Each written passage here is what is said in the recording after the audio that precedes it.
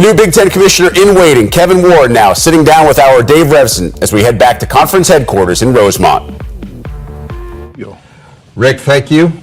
Pleased to be with the new commissioner of the Big Ten, the incoming commissioner in Kevin Warren. Kevin, you know, it's remarkable as your name emerged yesterday. This was a well-guarded secret. Right. There were not a lot of people who were aware that you were even a candidate for this job. Could you take us through what the process was of when you first heard from the league, from the search committee, to getting to this point? Yeah, it was probably 30 days ago, maybe 35 days ago. Again, I've been one of those people that's always just focused on my current position. And that's one of the things that Coach Vermeil, that was a lesson he would always tell me. He said the best way to get your next job is to do your current job better than anyone. Right. And so I've never been out to look for jobs, but then when I received a phone call to see if there was any interest on my part, I said, sure. You know, a lot of times I get so many phone calls that I'm always agreeing to sit down and talk with people, because even though it may not fit me, there may be someone else who it fits, who I know and care about. But this was something that I was interested in once I received the initial phone calls, and then, you know, subsequent to there, that we went down the road and had an opportunity to sit down. And I was just so impressed with everyone and all the various presidents and chancellors and the people from the Big Ten, and just the professionalism associated with it. And I've always been understood the history and the context and the complexities of the issues, and what Jim Delaney has accomplished has been unbelievable. A lot of people probably would shy away from this opportunity because it's tough to follow a legend, and I do say he's a legend. But I'm one of the other people, I would have it no other way, is to be able to go in a situation that a legend is retiring after being there for 30 years. You know, in a time when there are a lot of issues in college sports that are exciting that we can address. So that's why I'm here.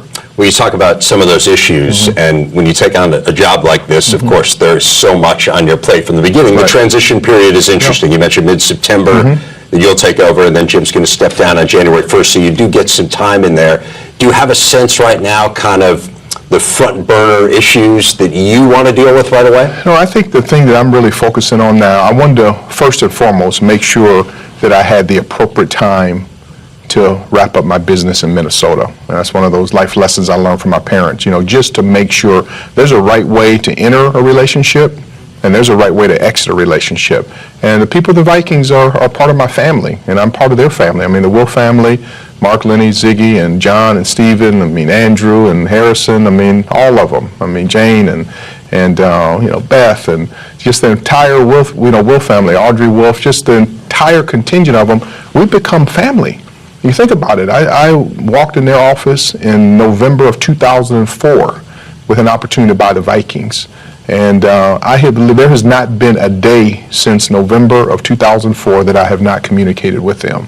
And so when you think about that, you don't just leave that kind of relationship in 2 weeks. This is not something you give a 2-week notice. Right. And so I need to make a transition. I need to make sure I'm involved with the person or people who will succeed me, and make sure that franchise is in tight, stable condition, that things are in order, and that not a single piece of paper has not been taken care of. And that's what my next couple months will be like.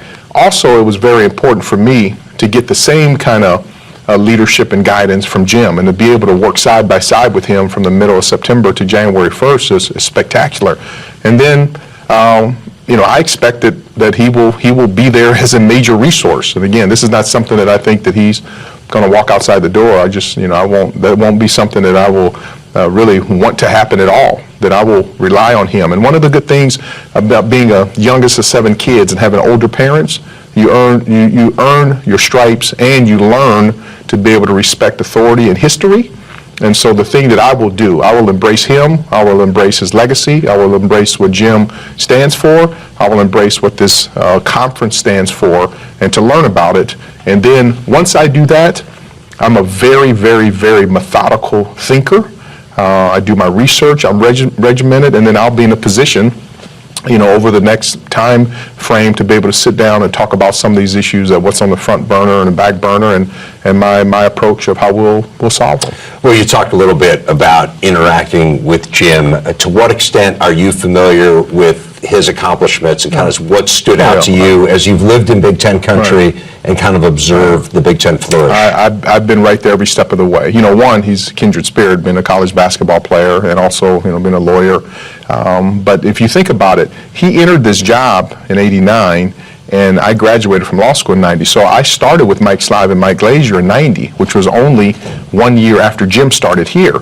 And so for me to be in the college athletics arena right out of law school, started in 1990, I've always admired, Jim, what his work has done.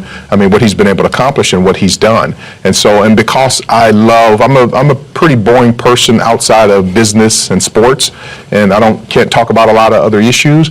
But I know what he's accomplished and what he did with the Big Ten Network and, instant replay and just some of the cutting edge gender related issues that he did with women's sports and all the things. He is someone that I constantly kind of watched his steps and from a data point standpoint really followed what he did because he was a forward thinker and a trailblazer and handled himself always with style, grace, and class.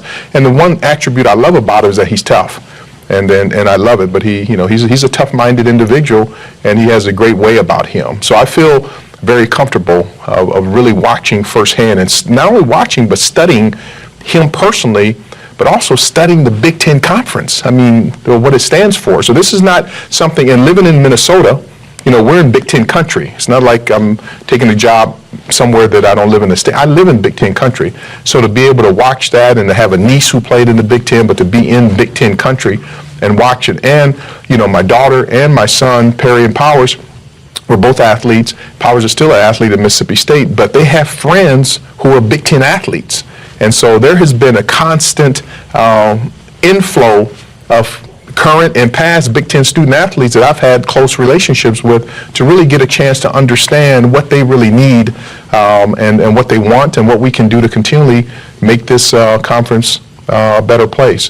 It's amazing reading the comments in the hours since your name emerged and that everyone who has come in contact with you, literally everyone, raves about you. What is it about your skill set that you think translates and made the presidents of these universities and the chancellors of these universities comfortable, given the fact that you have been in a professional sports background and not a college sports background here? I think the biggest thing, and so many times people will, address that issue, from, it's not only college and sports, but the other businesses, they'll say, how does it translate? Right. But I'm one of those people that, as I said, one, being a methodical thinker, and then I think if you talk to the people that we perceive to be most successful, and you ask them to go to a chalkboard and write down what are the 10 attributes that are important to them in their daily business activity. The people that will write that down will be very similar to if you're running a big Wall Street company, if you're a professor at a university, if you're a president or chancellor at a university, if you're a conference commissioner, they're the same type of attributes. What are some of those attributes? Communication, clarity, leadership, passion, hard work, integrity. All those are things that basically vision and being strategic, a strategic plan, getting people on the same page. So I'm a big believer that I've had a wonderful opportunity. I've been around some of the best people in sports. And the best thing, one of the reasons why I'm so grateful to the Will family is that this is a family that entrusted a black man with a multi-billion-dollar business to take care of it. And I'm sure if you called them and if you asked them when Kevin started with you in 2005 compared to 2019, did he make it worse, the same, or better? I'm confident that they will tell you he made it better with a big B. And so I'm fortunate that I've had a chance to learn these things. These issues that I've faced these last 15 years in Minnesota and the last 21 years of my career, this is not something I read about in a textbook. I've lived it. Some complicated issues. We built some incredible construction projects to be able to work with staff. We've done some things that are really creative out of the box, but I don't think we've done it in a matter where people look and say, oh boy, that's an arrogant organization. I think they say, that is a wholesome organization. And I think if you look at the Vikings, if we were in a college conference, the Minnesota Vikings, we would be in the Big Ten.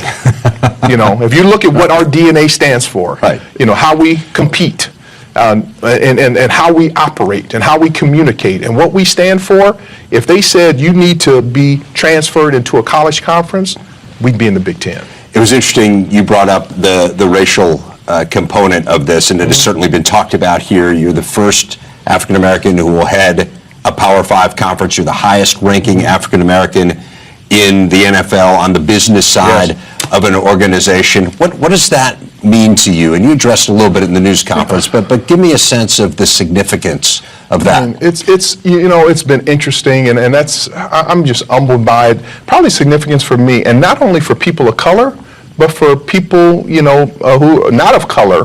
What it means is even bigger. That for that young, right now, sometime today, and maybe they watched it live, but sometime in the next week, some young person, it may be a blonde-haired, blue-eyed young girl who's 8 years old, or an African-American young boy who's 12 years old, who thinks and said, that guy that I saw on TV, that I read about, you know what, if I continually work on my craft from a sports standpoint, but do my homework and be the best person, not perfect, but be the best person I can, listen to my mom and dad, that maybe I'll get a college scholarship, or maybe I'll get a chance to walk on at a school in the Big Ten. And if I go and perform at the highest level in the classroom, go to class, be where they're supposed to be, doing what they're supposed to be doing with who they're supposed to be doing it, and keep working on my craft, then maybe I can go to graduate school. And then maybe I can go to law school. And then maybe I can go out for 29 years and work, in an industry. And then I may get an opportunity to recognize my dream. And so I think what this says, this not only talks to people, of color. I think this talks to America to say that, life is good. Be the best person you can be. Work as hard as you can. And make sure you take the time to give to others. And if you do that, I'm a big believer. It may not come, as I said in a press conference. I feel that I've been ready, really ready for probably 10 years. And one of the things that we have to learn how to do is, as someone mentioned to me yesterday, is that in-between time. And so many times when people get ready for the next step, they want to announce on Tuesday, I'm ready, and then on Wednesday, they get what they want. Doesn't always work. But it doesn't work that way. Yeah. But I've learned, basically, I've been what I call kind of in that in-between time. And so what I tried to do is just listen to the voice of God, because I knew that this opportunity was going to come. And so for these last 10 years, I've been really trying to focus on areas I need to get better with, areas I need to improve, relationships. So when a chance like this comes, that I'm ready to step into the shoes, that it comes natural, that it looks natural, that I'm comfortable, and that I can empower and excite people, not only our student athletes, but our fans around the world, our constituents, the staff, relationships with the network, that we can come together and look back over a 5, 10, 15, 20-year period and say, boy, we made a change for the better with our different relationships. We had a lot of fun. We honored our past. We honored Jim, what he stood for. But we really had a lot of fun. And you know what? We're better because we came together and worked together. So that's the thing that I'm excited about. It's interesting because I think in a lot of ways this coincides with what you were talking about in the news conference of living day to day and kind of getting up each day and saying, what can I do today and what's on my agenda today? And you talked about the amazing story of being hit while you're on your bike and run over by a car at age 11 and being in traction for months and months and months and hearing paramedics say you may not survive and hearing a doctor say you may not walk and you certainly won't be able to play sports.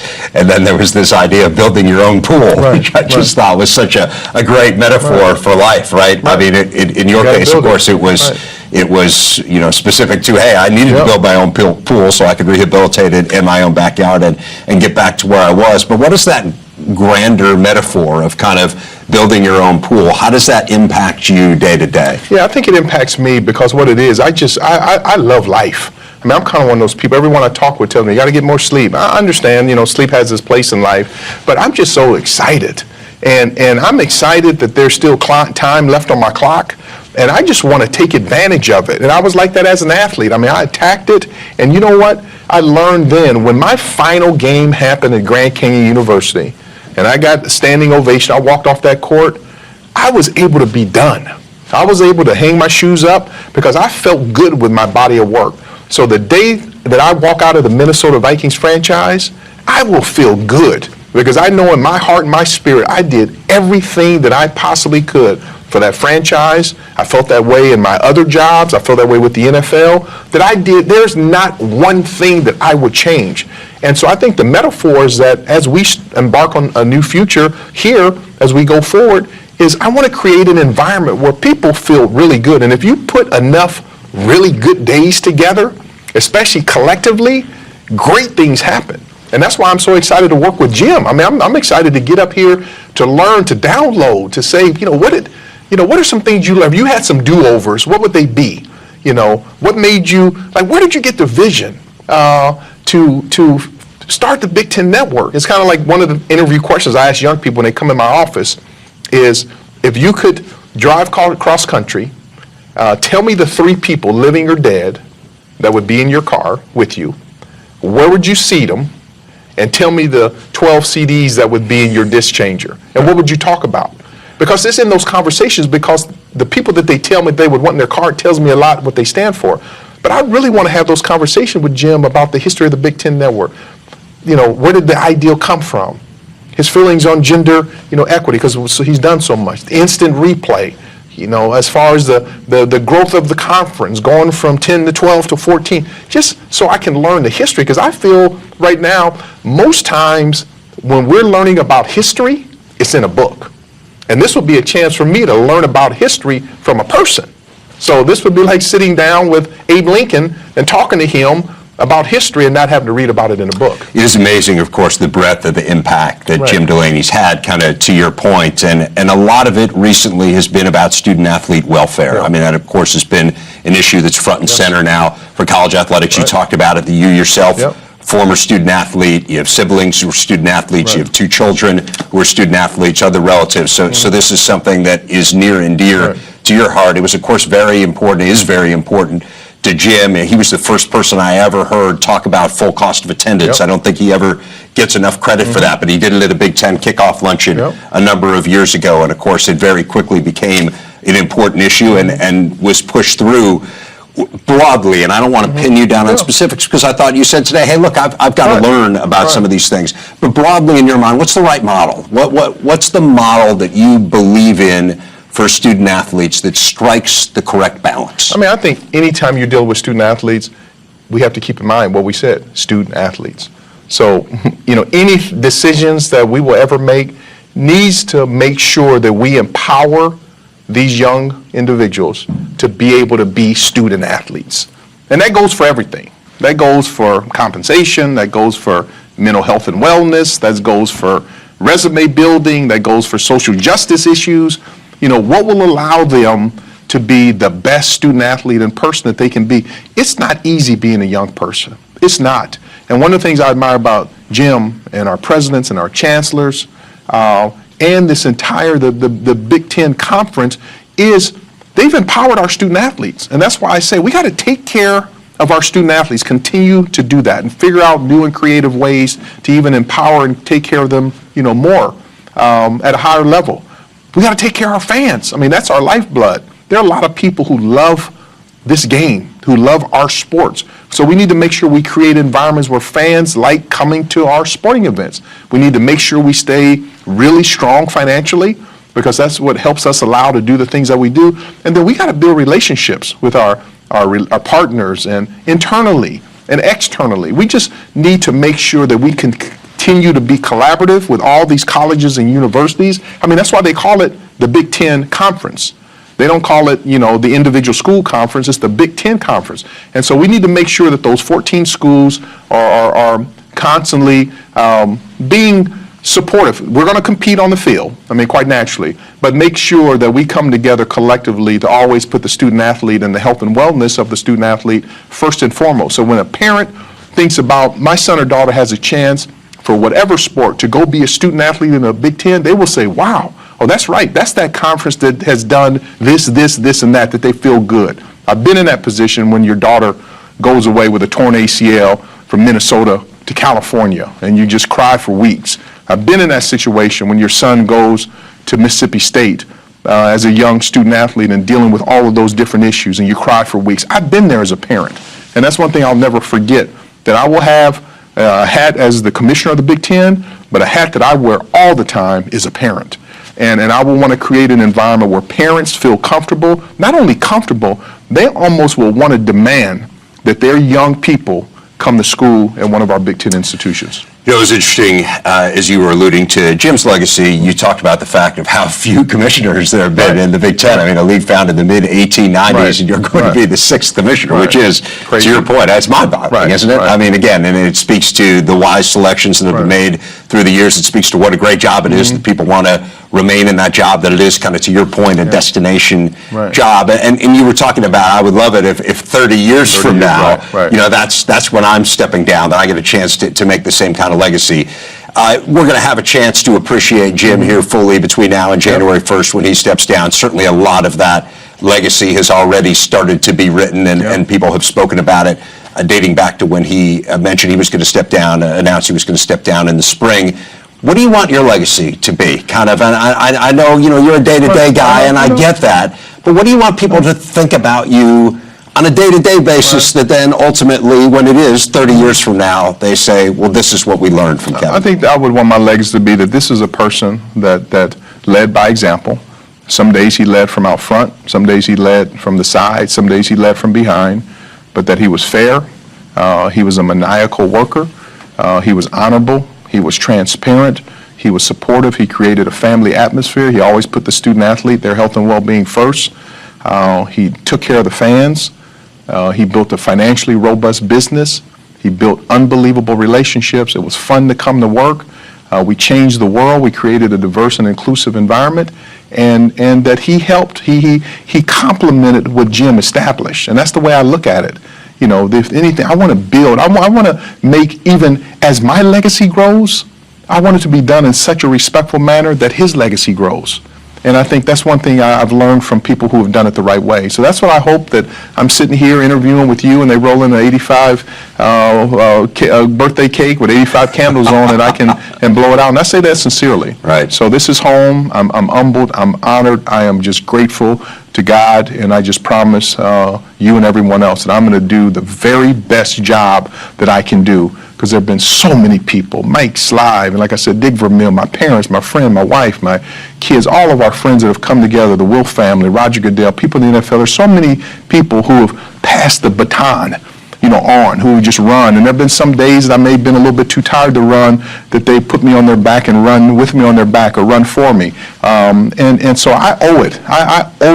I owe college athletics, I owe society, I owe America to be able to come in here and make people proud and then give people hope for the future. Well, we are excited to have the baton in your hands and to run alongside of you and see where the Big Ten goes from here. Welcome to the Big Ten family, Kevin Warren. Thanks so much for spending this time with us, and look forward to working with you. I love your work, and I'd love to everything that you've done, and I look forward to being your partner. Thanks, Kevin. All right, thank you. All right. Appreciate it. Pleasure to meet you. Thank you.